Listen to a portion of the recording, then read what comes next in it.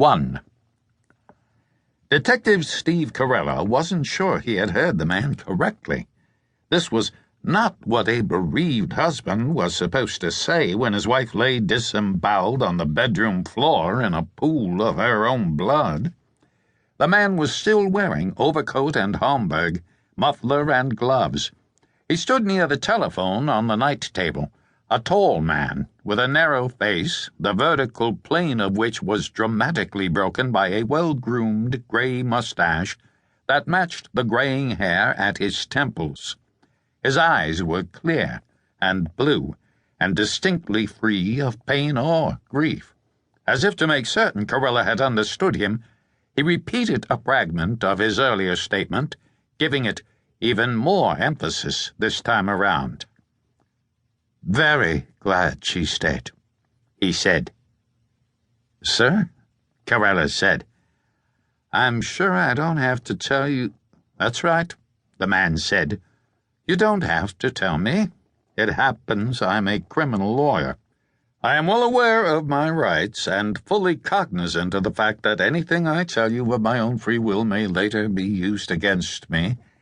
I repeat that my wife was a no-good bitch, and I'm delighted someone killed her." Carella nodded, opened his pad, glanced at it, and said, "Are you the man who notified the police?" "I am." "Then your name is Gerry Fletcher." "That's correct." "Your wife's name, Mr. Fletcher?" "Sarah. Sarah Fletcher." "Want to tell me what happened?" "I got home about 15 minutes ago. I called to my wife from the front door and got no answer. I came here into the bedroom and found her dead on the floor. I immediately called the police." "Was the room in this condition when you came in?" "It was." "Touch anything?" "Nothing. I haven't moved from this spot since I placed the call." "Anybody in here when you came in?" "Not a soul. Except my wife, of course." "And you say you got home about 15 minutes ago?" "More or less. You can check it with the elevator operator who took me up." Carella looked at his watch. "That would have been 10:30 or thereabouts." "Yes." "And you called the police at—" Carella consulted the open notebook. 10:34, is that right?"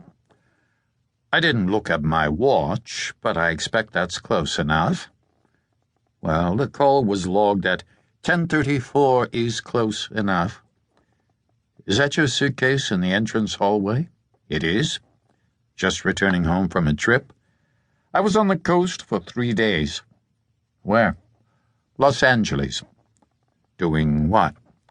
"An associate of mine needed advice on a brief he's preparing." "What time did your plane get in?" 9:45. I claimed my bag, caught a taxi, and came directly home." "And got here about 10:30, right?" "That's right. For the 3rd time." "Sir?" "You've already ascertained the fact 3 times.